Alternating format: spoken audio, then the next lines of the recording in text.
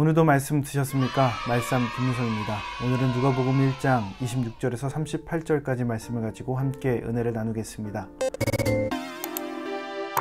오늘 본문 말씀을 보면 갈릴리 나사렛 지역에 이 가브리엘 천사가 나타나서 마리아에게 그 예수님의 탄생을 예고합니다. 마리아는 충격적인 이야기를 들었음에도 불구하고 그것을 믿음으로 받아들입니다. 하나님께서 선택한 그 예수님의 탄생의 조건을 한번 살펴보겠습니다. 나사렛이란 동네, 빌립이 나다나엘을 부르러 갔을 때 나다나엘이 빌립에게 이렇게 이야기합니다. 나사렛에서 무슨 선한 것이 날 수 있겠느냐? 그만큼 나사렛이란 동네는 기대할 것이 없는, 사람들의 인식 속에 좋지 않은 동네가 바로 이 나사렛이란 동네였습니다.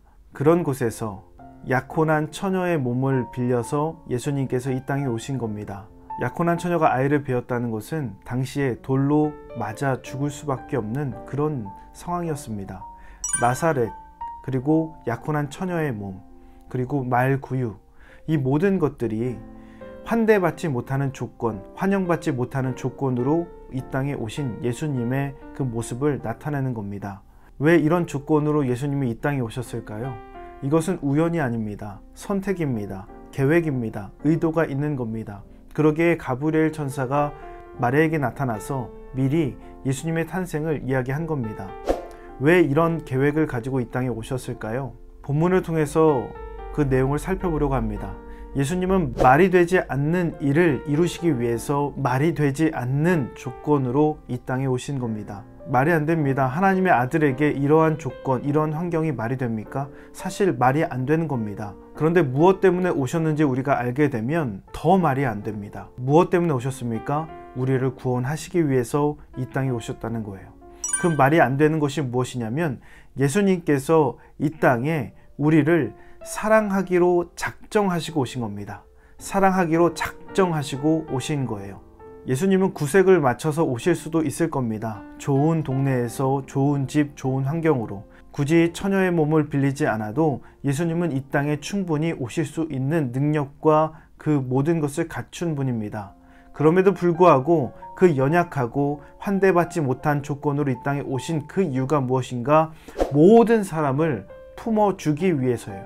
모든 사람을 다 안아주기 위해서 그렇습니다. 만약에 구색을 맞추고 좋은 조건으로 오셨다면 이거 본인이 스스로 영광 받으려고 온 거 아니야? 그러니까 이런 조건으로 온 거 아니야? 라고 비아냥거릴 수도 있습니다. 그런데 어느 누구도 그 모습을 가지고 비아냥거릴 수 없게 가장 낮은 곳에서 모든 사람을 다 품기 위한 그 모습으로 작정하시고 이 땅에 오셨다는 겁니다. 이런 말도 안 되는 일을 이루기 위해서 예수님은 이 땅에 말도 안 되는 조건으로 오신 겁니다. 그러면 우리는 어떻게 살아가야 됩니까? 그 예수님의 사랑을 받은 사람으로서 예수님처럼 살아가야 되는 거예요. 말도 안 되는 일을 위해서 자신이 가장 낮은 조건, 환대받지 못한 조건으로 이 땅에 오신 그 예수님의 모습을 닮아가야 되는 겁니다.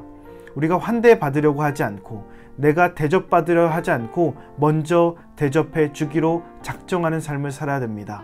예수님처럼 우리에게 맞춰주는 삶을 살아가야 되는 거예요. 예수님처럼 누군가에게 맞춰주는 삶, 내어주는 삶, 그리고 그 모든 것들을 위해서 결단하는 삶을 살아가야 된다는 겁니다. 오늘 스스로 낮추시기를 작정하십시오. 오늘 스스로 맞춰주기를 작정하십시오. 예수님이 이 땅에 오셨을 때 참 쓸쓸했습니다. 환대받지 못했습니다.